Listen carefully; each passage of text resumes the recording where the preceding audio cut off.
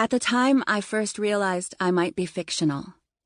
My weekdays were spent at a publicly funded institution on the north side of Indianapolis called White River High School, where I was required to eat lunch at a particular time, between 12:37 p.m.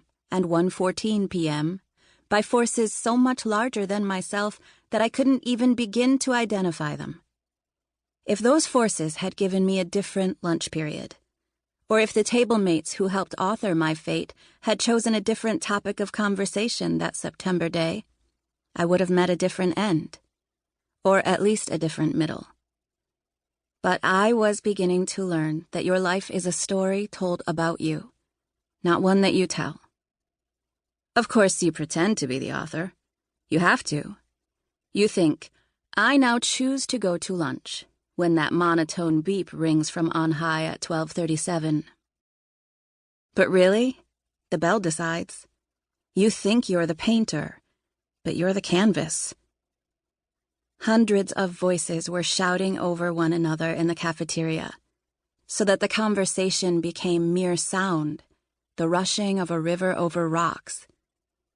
And as I sat beneath fluorescent cylinders spewing aggressively artificial light, I thought about how we all believed ourselves to be the hero of some personal epic, when in fact we were basically identical organisms colonizing a vast and windowless room that smelled of Lysol and lard.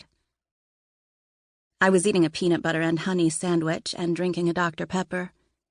To be honest, I find the whole process of masticating plants and animals and then shoving them down my esophagus kind of disgusting.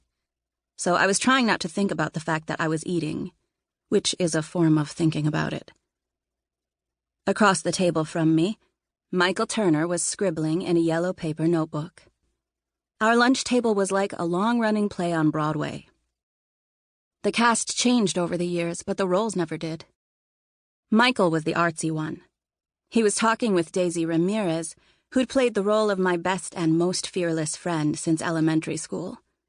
But I couldn't follow their conversation over the noise of all the others.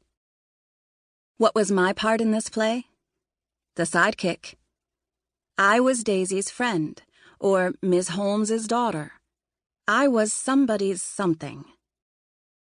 I felt my stomach begin to work on the sandwich, and even over everybody's talking, I could hear it digesting. All the bacteria chewing the slime of peanut butter. The students inside of me eating at my internal cafeteria. A shiver convulsed through me. "Didn't you go to camp with him?"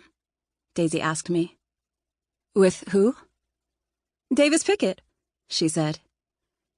"Yeah," I said. "Why?" "Aren't you listening?" Daisy asked. I am listening, I thought, to the cacophony of my digestive tract. Of course, I'd long known that I was playing host to a massive collection of parasitic organisms, but I didn't much like being reminded of it. By cell count, humans are approximately 50% microbial, meaning that about half of the cells that make you up are not yours at all. There are something like 1,000 times more microbes living in my particular biome than there are human beings on Earth, and it often seems like I can feel them, living and breeding and dying in and on me.